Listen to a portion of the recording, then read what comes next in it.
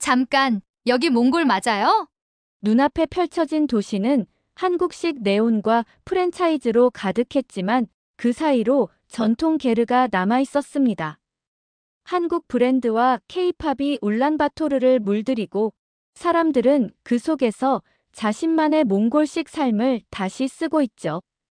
편의점에서 마시는 한국 커피, 거리에서 울리는 한국 드라마, 그러나 그 안에서 사람들은 초원과 전통을 잊지 않고 있습니다. 얼어붙은 지늘길 위로 스마트폰으로 한국어를 배우는 아이들이 있고 옆에서는 할머니가 전통 우유차를 끓입니다. 번영과 전통, 두 세계가 겹쳐 새로운 몽골을 만들어가고 있습니다. 이야기를 시작하기 전에 아주 쉽게 누를 수 있는 좋아요와 구독을 눌러주시면 큰 힘이 됩니다. 오늘은 어마무시한 속도로 한국화되고 있는 바로 그 나라 몽골의 이야기를 준비했습니다. 몽골은 1990년에 사회주의에서 민주주의로 전환하며 시장 경제로 바뀌었는데요. 그때 바로 주목한 나라가 한국이었습니다. 전쟁으로 폐허가 된 후 몇십 년 만에 눈부신 성장을 이루고 민주주의와 경제 발전을 짧은 시간 안에 이뤄낸 유일한 국가였거든요. 그래서 한국을 본보기로 삼고 있습니다. 지금 어디서 이 이야기를 듣고 계신가요? 댓글로 함께 나눠주세요. 안녕하세요.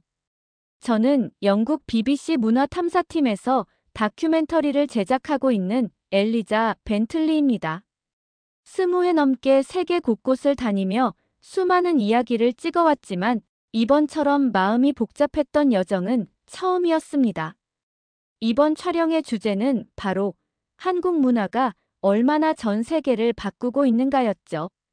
솔직히 말하면 저는 한국을 조금 냉소적으로 보고 있었습니다. 너무 자기 자랑이 심한 나라라고 생각했거든요. 드라마, 화장품, 음식, 기술 어디를 가든 한국 이야기가 넘쳐났습니다. 그래서 이번엔 제 카메라로 한국의 그늘을 보여주고 싶었습니다. 문화의 침투, 자본의 확산, 그리고 그 속에서 잃어버리는 정체성 말입니다. 그런데요. 칭기스칸 국제공항에 내리는 순간 제 생각은 한순간에 흔들리기 시작했습니다. 비행기 문이 열리자 거친 바람이 얼굴을 세차게 때렸습니다. 황토빛 먼지 냄새가 섞인 공기 속에는 낯선 생동감이 있었습니다. 그래, 여긴 몽골이야. 그렇게 생각하며 공항 문을 나섰는데 바로 그 순간 제 시야에 들어온 건 뜻밖의 풍경이었습니다. 공항 한쪽 구석에서 익숙한 초록색 간판이 반짝이고 있었죠. 뚜레쥬르였습니다. 노란빛 로고가 낯설지 않았습니다. 아, 공항 안에 하나쯤은 있겠지. 그렇게 넘기려 했죠. 하지만 그건 시작에 불과했습니다. 택시를 타고 울란바토르 시내로 향하는 길, 차창 밖으로 보이는 장면들이 하나둘 쌓이면서 저는 점점 말을 잃었습니다. 거의 모든 거리마다 CU와 GS25가 눈에 띄었고 길모퉁이에는 파리바게뜨, BBQ, 이디야 커피, 더벤티, 심지어 올리브영까지 있었습니다. 택시 기사 라디오에서는 익숙한 멜로디가 흘러나왔습니다. 사랑을 했다 우리가 만나. 한국 아이돌 노래였습니다. 순간 머릿속이 어지러워졌어요. 여기가 정말 몽골이 맞나 싶었습니다. 전통 천막 게르와 초원이 있을 줄 알았는데 대신 보이는 건 서울의 번화가를 닮은 거리와 간판들이었습니다. 길가의 한 식당에서는 한국식 치킨 냄새가 퍼지고 있었고 편의점 앞에서는 몽골 청년들이 테라 맥주를 마시며 웃고 있었습니다. 그들의 손에는 롯데 로고가 찍힌 종이컵이 들려 있었죠. 도시 전체가 한국의 향기로 뒤덮인 것 같았습니다. 한편으론 놀라웠지만 또 한편으로는 불편했습니다. 이게 바로 내가 찍으러 온 장면이야. 한국이 세계를 자기 색으로 덮어가는 그 현장. 그것이 제 카메라에 담고자 한 문화 제국주의의 단면이었죠. 하지만 그 생각도 오래가지 못했습니다. 택시가 신호에 멈춘 순간 제 시선을 사로잡은 한 장면이 있었습니다. 나이 지긋한 몽골 아주머니 한 분이 한국 화장품 가게에서 작은 분홍색 쇼핑백을 소중하게 껴안고 나오셨습니다. 그 뒤로는 10대 소녀들이 유리 진열장을 향해 얼굴을 바짝 들이대고 있었죠.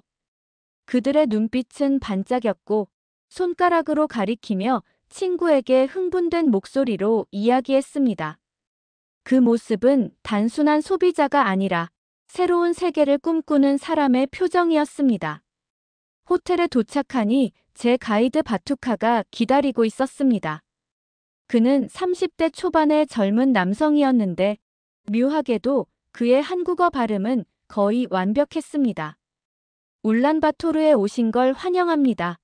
벤틀리 씨. 그는 부드럽게 말했습니다. 어떤 사람들은 이 도시를 서울의 작은 여동생이라고 부르기도 하죠. 그 한마디가 제 머리를 세게 울렸습니다. 작은 여동생이라니. 저는 순간 기분이 묘했습니다. 식민지나 복제품이라는 단어가 아니라 가족이라는 표현이라니. 몽골이 한국을 단순히 모방하는 게 아니라 그들 스스로의 의지로 닮아가고 있다는 뜻일까요? 저는 참을 수 없었습니다. 왜요? 왜 몽골이 한국처럼 되려 하는 거죠? 조금은 따지듯 물었습니다. 바투카는 잠시 창밖을 바라봤습니다. 한국어 학원의 네온 사인이 어둠 속에서 깜빡이고 있었죠. 우린 한국의 어제에서 우리의 내일을 봅니다. 그의 목소리는 조용했지만 단호했습니다. 한국은 전쟁과 가난에서 일어섰어요. 우리는 그 과정을 눈으로 지켜봤죠. 그리고 믿게 된 겁니다. 우리도 할 수 있다는 걸요. 그 말에 저는 아무 대답도 할 수 없었습니다. 그건 단순한 문화의 복제가 아니었습니다. 그들에겐 희망의 모델이 필요했던 겁니다. 한국은 그들에게 가능성을 증명한 살아있는 예시였던 거죠. 다음 날, 저는 카메라를 들고 거리를 걸었습니다. 몽골의 하늘 아래 한글 간판들이 나란히 늘어서 있었습니다. 명가순두부, 서울치킨, 김밥 천국. 그 사이로 전통 몽골 옷대를 입은 노인들이 지나가고 그 뒤로는 젊은이들이 스마트폰으로 한국 영상을 보고 있었습니다. 이 도시의 공기에는 이상한 조화가 있었죠. 과거와 미래, 몽골과 한국, 전통과 현대가 서로 부딪히며 어딘가로 흘러가고 있었습니다. 카메라를 들고 프레임을 맞추자 제 마음속에서 묘한 감정이 일었습니다. 이건 단순한 침투나 모방이 아니었습니다. 마치 두 나라가 함께 새로운 시대를 만들어가고 있는 듯한 느낌이었죠. 서로 다른 언어와 역사 속에서도 변화하고자 하는 열망은 똑같이 숨쉬고 있었습니다. 호텔 창문을 열자 바람이 불어왔습니다. 커피 향과 먼지 냄새, 그리고 낯선 익숙함이 뒤섞여 있었습니다. 이 도시는 마치 한국의 거울 같았습니다. 하지만 그 거울 속에는 단순히 복제된 한국이 아니라 몽골이 스스로 찾아낸 새로운 길이 담겨 있는 것 같았습니다. 제가 준비해온 시나리오는 점점 무의미해지고 있었어요. 한국이 세상을 지배한다는 단순한 구도는 울란바토르의 밤빛 아래서 완전히 빛을 잃고 있었습니다. 이건 훨씬 더 복잡하고 훨씬 더 인간적인 이야기였습니다. 한국이 주는 건 물건이 아니라 희망, 그리고 몽골은 그것을 자신만의 색으로 다시 칠하고 있었던 겁니다. 창문 너머로 보이는 네온 사인들이 하나둘 켜지기 시작했습니다. 바투카가 말했죠. 이제 진짜 울란바토르를 보여드릴게요. 그의 목소리는 낮았지만 묘하게 힘이 있었습니다. 저는 카메라를 들어 올렸습니다. 빨간 녹화 버튼이 깜빡이고 셔터 소리와 함께 제 안의 편견 하나가 무너져 내렸습니다. 그 순간 저는 느꼈습니다. 이 도시가 품고 있는 이야기는 아직 시작도 하지 않았다는 걸. 바람이 다시 불었습니다. 창문을 스치며 한국 커피 향과 몽골의 흙냄새를 실어 나르고 있었죠. 이 도시, 그리고 이 두 나라의 관계 속엔 아직 제가 모르는 수많은 비밀이 숨어 있는 듯 했습니다. 다음 촬영지로 향하는 길, 저는 마음속으로 중얼거렸습니다. 한국을 닮아가는 이 도시, 그 속에 숨은 진짜 이유를 반드시 찾아내야겠다. 저는 여전히 카메라를 목에 걸고 있었습니다.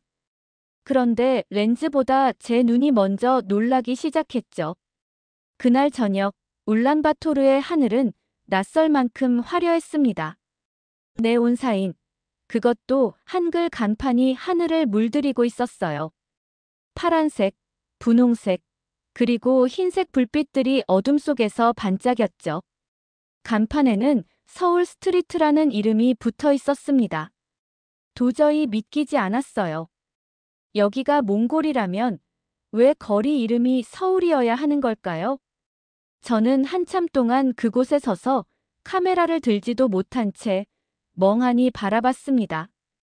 이건 단순한 도시의 변화가 아니었습니다. 오랜 세월 초원을 달리던 말의 나라였던 이곳이 이제는 한글의 나라로 바뀌고 있었거든요. 길을 따라 걷자 어둠 속에서도 빛나는 간판들이 줄지어 서 있었습니다. 이디야 커피, 파리바게뜨, 올리브영. 이름 하나하나가 한국의 냄새를 풍기고 있었죠. 카페 창문을 들여다보니 젊은 몽골 청년들이 노트북을 펴고 앉아 있었습니다. 모두 진지한 표정이었어요. 그들 앞에는 영어 교재 대신 한국어 문법책이 펼쳐져 있었습니다. 커피 잔에는 한글로 따뜻한 라떼라고 적혀 있었고요. 그 모습을 보는 순간 제 가슴 어딘가가 묘하게 조여왔습니다. 저는 기자로서 수많은 나라를 다녀봤습니다. 하지만 이런 풍경은 처음이었어요. 다른 문화가 침투한 것이 아니라 그 나라의 사람들이 스스로 그 문화를 받아들이고 있는 모습이었거든요. 바투카가 옆에서 말했습니다. 이 거리를 사람들은 꿈을 파는 거리라고 불러요. 몽골의 젊은이들이 미래를 사러 오는 곳이죠. 그 말이 이상하게 들렸습니다. 꿈을 판다니요. 하지만 그가 안내한 골목 끝에서 그 말이 어떤 뜻인지 알 수 있었습니다. 길모퉁이에 작은 식당이 있었어요. 문을 열자 고소한 냄새가 훅 끼쳐왔죠. 몽골 전통 음식인 허르헉 냄새에 매운 고추장 향이 섞여 있었습니다. 주방에서는 한쪽에서 한국식 닭강정을 튀기고 다른 한쪽에서는 양고기 스프를 끓이고 있었어요. 마치 두 나라의 주방이 한 곳에 섞여 있는 듯 했습니다. 손님석에는 몽골어와 한국어가 뒤섞여 들렸습니다. 건배 라는 외침 뒤에는 바인나우 라는 몽골어 인사가 이어졌죠. 한쪽 테이블에는 젊은 직장인들이 앉아 있었습니다. 그들의 대화는 절반은 몽골어, 절반은 한국어였죠. 그들이 들고 있는 건 소주병이었습니다. 투명한 그 병이 마치 두 문화를 잇는 다리처럼 보였습니다. 그때 제 시선이 한 노인에게 멈췄습니다. 구부정한 어깨, 거칠게 갈라진 손, 평생을 초원에서 살았음이 분명한 분이었어요. 그 노인은 어린 손자에게 젓가락질을 가르치고 있었습니다. 서툴게 젓가락을 쥐던 손자에게 노인은 조용히 말했습니다. 서울에서 하는 것처럼 잡아야 해. 그 말이 제 가슴을 때렸습니다. 저는 마침내 물었습니다. 바투카, 왜 한국입니까? 왜 몽골은 한국을 따라가고 있는 거죠? 일본도 있고 중국도 있고 서양의 모델도 있잖아요. 바투카는 한참 동안 생각하더니 조용히 대답했습니다. 우리는 한국의 어제에서 우리의 내일을 보고 있어요. 그의 눈빛에는 단호함이 있었습니다. 그가 가리킨 곳에는 대학생들이 있었습니다. 모두 열심히 한국어로 대화를 나누고 있었어요. 저는 알아듣지 못했지만 그들의 표정만은 분명했습니다.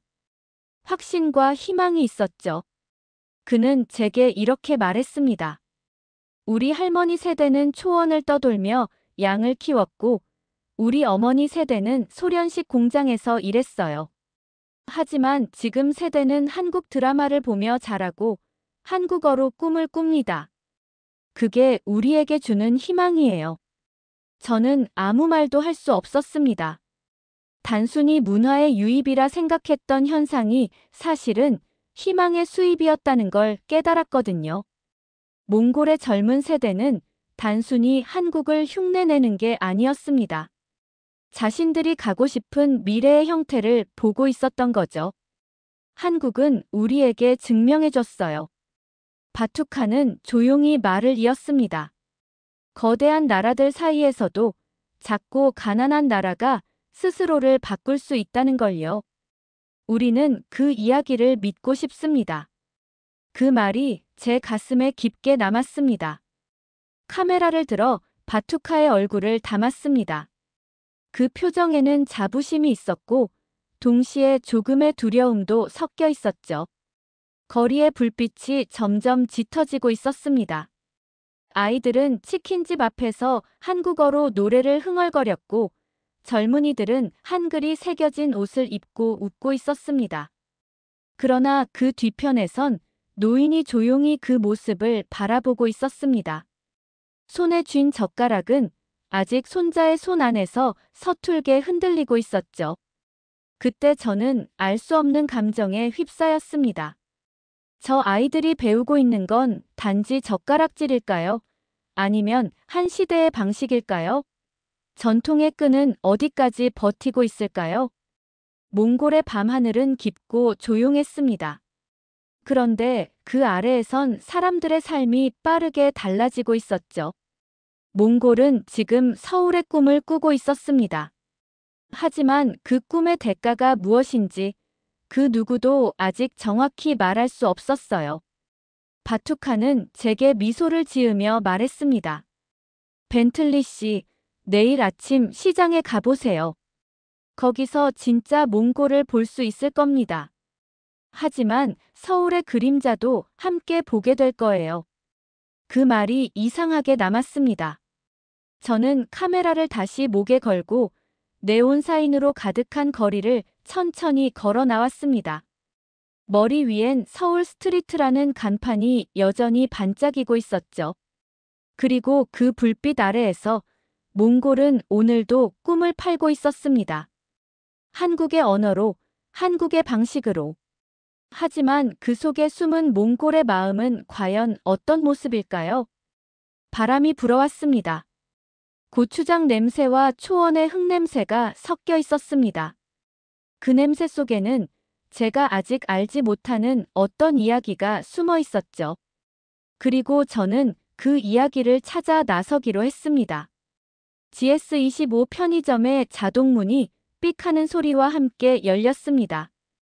울란바토르의 먼지 낀 저녁거리 속 차가운 형광등 불빛이 환하게 번지며 마치 또 다른 세상으로 들어서는 듯 했습니다.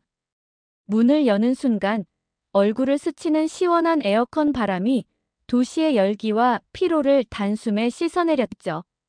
그 공기 속에는 커피향, 비닐 포장지의 냄새, 그리고 24시간 내내 깔끔하게 유지되는 현대의 냄새가 뒤섞여 있었습니다. 잠시 이곳이 몽골이 아니라 서울의 어느 골목인가 착각할 정도였어요. 카메라를 들고 매장을 둘러보았습니다. 규칙적으로 정돈된 진열대, 한치의 오차도 없이 맞춰진 상품들의 줄. 그 질서감에는 산업의 힘, 그리고 어떤 신념 같은 것이 느껴졌습니다.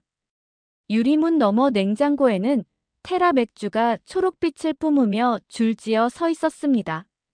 물방울이 맺힌 병 표면이 조명을 받아 반짝일 때 그 안에는 단순한 음료가 아니라 도시의 감정이 담겨 있는 듯했죠. 그 옆엔 참치마요, 김치 소고기, 야채김밥이 깔끔히 포장되어 진열되어 있었어요.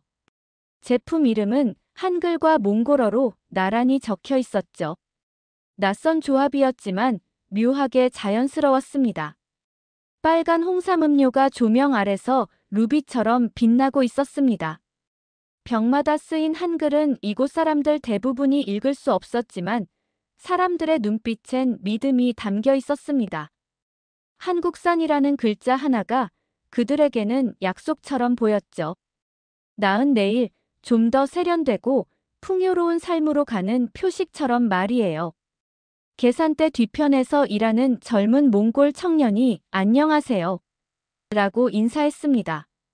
그의 한국어 발음은 자연스러웠고 포스기를 다루는 손놀림은 능숙했습니다. 계산대에서 울리는 전자음, 냉장고의 윙윙거림, 커피 머신이 내뿜는 증기 소리 모든 것이 합쳐져 이상한 현대의 교향곡을 만들어내고 있었죠. 그 배경에는 몽골 대중가요가 한국산 스피커를 통해 흘러나오고 있었습니다. 음악은 몽골 것이었지만 그 소리를 전달하는 도구는 한국의 기술이었죠. 문화와 산업이 서로 뒤엉킨 묘한 조화였습니다. 이건 경제적 종속이에요. 저는 동행 중이던 바투카에게 조심스레 말했습니다. 기자로서 오랜 세월 쌓아온 분석의 습관이 무의식 중에 튀어나온 거였죠. 몽골 제품이 한국 수입품으로 대체되고 있잖아요. 하지만 그 말을 내뱉자마자 제 시선을 사로잡은 장면이 있었습니다. 편의점 한쪽 화장품 코너에 허리가 굽은 한 할머니가 서 있었습니다. 그녀의 손끝은 마치 성물이라도 만지듯 조심스레 한국 마스크팩 포장지를 쓰다듬고 있었죠. 저를 발견한 할머니는 잠시 멈추더니 주름진 얼굴에 미소를 지었습니다. 그리고 마스크팩을 높이 들어 보이며 더듬거리는 영어로 말했어요. 한국 제품 믿어요. 좋은 품질. 현대적인 삶이에요. 그녀의 목소리는 작았지만 확신에 차 있었습니다. 바투카가 다가와 조용히 통역을 해주었습니다. 할머니는 시골에 사는 딸에게 이 마스크팩을 선물로 보낸다고 했어요. 그녀에겐 단순한 화장품이 아니었습니다. 한국 드라마 속 자신 또래의 여성들이 고운 피부로 웃으며 대접받는 장면들. 그 모든 장면이 이 포장지 안에 들어있는 듯 했습니다. 할머니는 마스크팩 하나를 들며 말없이 미소 지었지만 그 미소 속에는 한 세대의 꿈이 담겨 있었습니다. 나도 저렇게 살고 싶다는 소망 말이죠. 그 순간 저는 제 카메라를 내렸습니다. 화면에 담기지 않는 믿음의 표정이라는 게 있다는 걸 깨달았죠. 편의점 진열대 앞에서 한 노년의 여인이 미래를 만지고 있었던 겁니다. 라면 코너에서는 젊은 부부가 진지하게 이야기를 나누고 있었습니다. 아내는 신라면을 들고 있었고 남편은 삼양라면을 추천했어요. 그들의 대화는 단순한 취향의 문제가 아니었습니다. 아이의 입맛, 가족의 식탁, 그리고 현대적인 삶에 대한 선택이 걸린 대화였죠. 바투카가 제게 속삭였습니다. 5살짜리 아들이 전통 밀크티는 싫어한대요. 이제 바나나 우유만 찾거든요. 그 말에 저는 잠시 웃었지만 마음 한편이 서늘했습니다. 하루가 다르게 바뀌는 세상 속에서 한 아이의 혀끝에서부터 문화가 바뀌고 있었던 겁니다. 편의점 안은 여전히 웅웅거렸습니다. 냉장고의 기계음, 전자레인지의 삑삑 소리, 계산대의 영수증이 찢어지는 소리. 한쪽에서는 먼지투성이 작업복을 입은 중년 남성이 맥주 6캔을 조심스레 계산대 위에 올려놓고 있었습니다. 그의 손은 거칠었지만 캔을 다루는 동작은 유난히 섬세했습니다. 그에게도 이 맥주는 단순한 술이 아니라 하루를 버틴 자신에게 주는 도시의 상 같은 것이었을 겁니다. 그때 바투카가 제게 조용히 말했습니다. 아이러니하죠. 한국 사람들은 자기들이 얼마나 가난했는지 잊어버렸어요. 하지만 우리는 기억해요. 그들의 1960년대가 우리의 오늘이에요. 그들의 1988년 올림픽이 우리의 내일이죠. 그 말은 공기 중에서 오래 머물렀습니다. 기자의 이론, 학자의 논리, 경제 분석 같은 것들이 그 말 앞에서 무너져 내렸습니다. 그렇습니다. 이들은 단순한 소비자가 아니었습니다.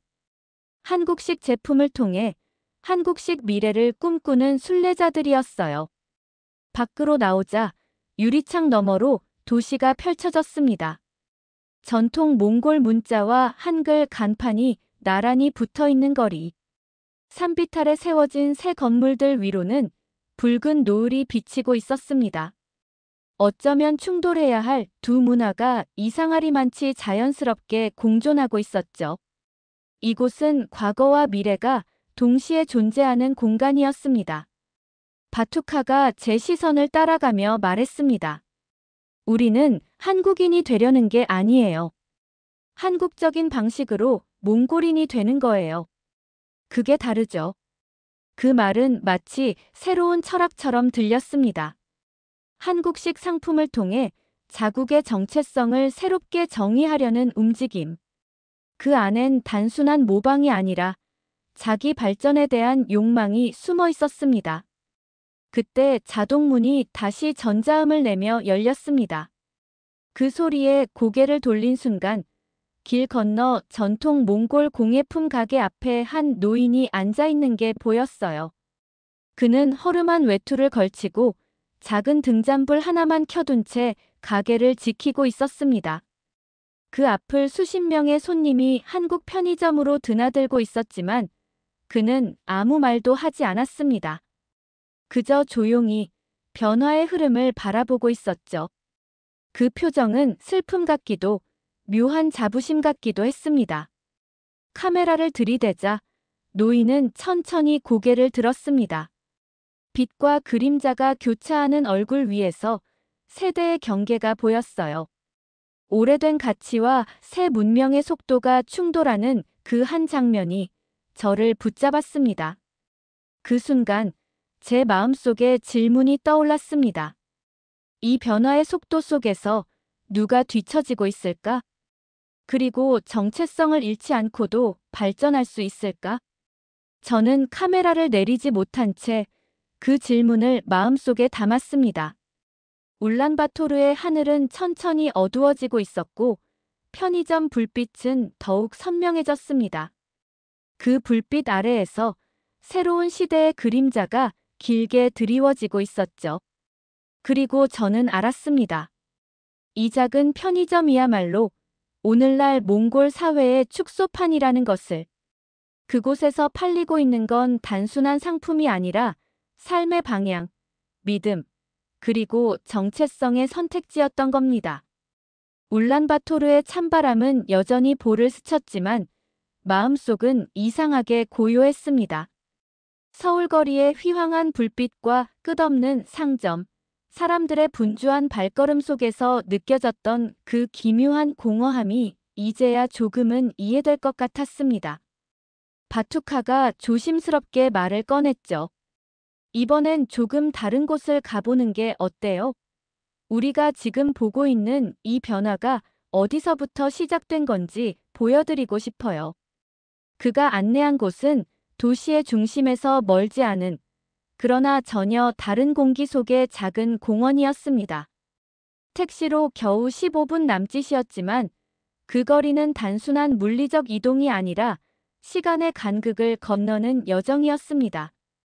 불빛과 소음이 점점 사라지고 낡은 벽돌집과 마른 나무들이 보이기 시작했습니다.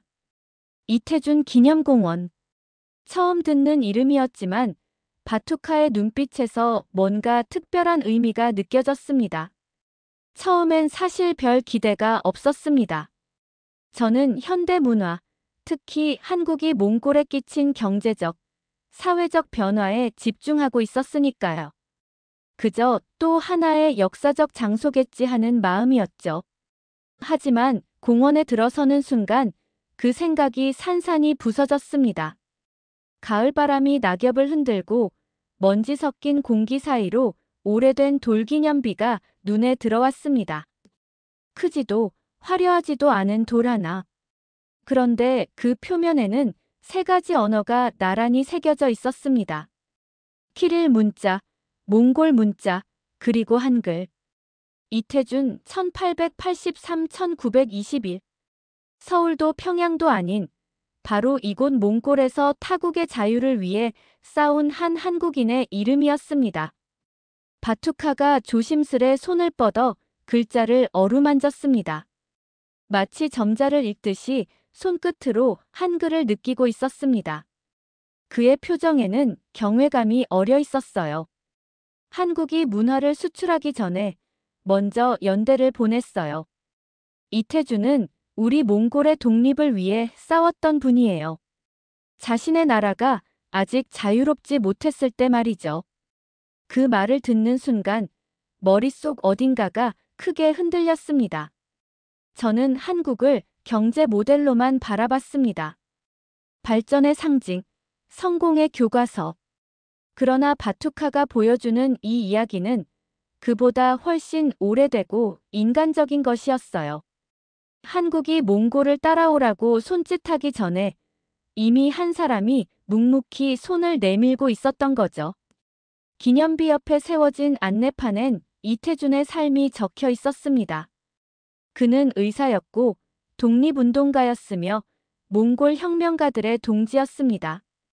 그는 병든 자를 고치고 젊은이들에게 의학을 가르치며 자신의 집을 혁명가들의 비밀 회합 장소로 내어줬습니다.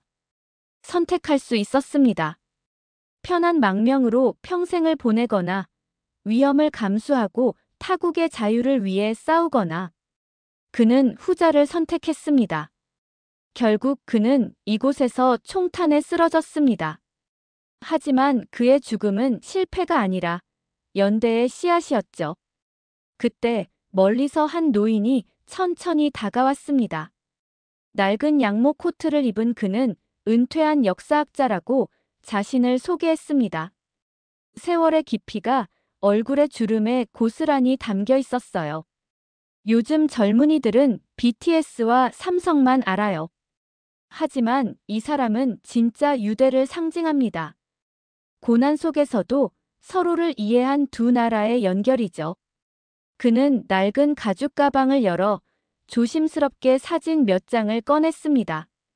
흑백 사진 속엔 몽골과 한국의 독립투사들이 같은 테이블에 둘러앉아 있었습니다. 낯선 얼굴들이었지만 눈빛은 같았습니다. 결의와 열정, 그리고 자유를 향한 믿음이 있었습니다. 그들 사이에 펼쳐진 지도 위엔 제국의 경계가 아닌 꿈의 경계가 그려져 있었습니다. 노학자가 사진을 가리키며 말했습니다. 이들은 같은 감옥에 갇히기도 했고 함께 싸웠습니다. 언어는 달랐지만 마음은 하나였어요. 그게 진짜 연대입니다. 그 말이 가슴을 깊이 파고들었습니다. 한국과 몽골의 관계는 단순한 경제적 모방이나 문화의 수입이 아니었어요. 같은 상처를 가진 두 나라가 서로의 거울이 되어준 인간적인 이야기였던 겁니다. 한국이 먼저 성공했죠. 노학자는 이어 말했습니다. 하지만 그들은 식민지 개척자가 아니라 길을 보여주는 형 같은 존재예요. 그 말이 공기 속에 천천히 스며들었습니다. 따뜻하고 동시에 묵직했어요. 그제야 깨달았습니다. 한국이 몽골에 남긴 것은 단순한 건물, 브랜드, 혹은 K-컬처가 아니었습니다. 그들이 남긴 것은 할 수 있다는 가능성의 기억, 어둠 속에서도 희망을 놓지 않았던 한 인간의 발자취였습니다. 바투카가 조용히 덧붙였습니다. 그래서 우리는 한국을 믿어요. 그들은 다른 사람의 꿈을 파는 게 아니라 자신들의 각성을 나누고 있으니까요. 그 말은 오래도록 마음에 남았습니다. 성공의 모델이라 믿었던 한국의 그림자 뒤에 이렇게 깊고 오래된 연대의 이야기가 숨어 있었다니. 이태준의 기념비는 화려하지 않았습니다. 그러나 그 돌 하나에 두 나라가 공유한 고통과 희망의 역사가 새겨져 있었어요. 저는 마지막으로 카메라를 들었습니다. 지는 햇살이 기념비의 글자 위를 부드럽게 스치고 있었습니다.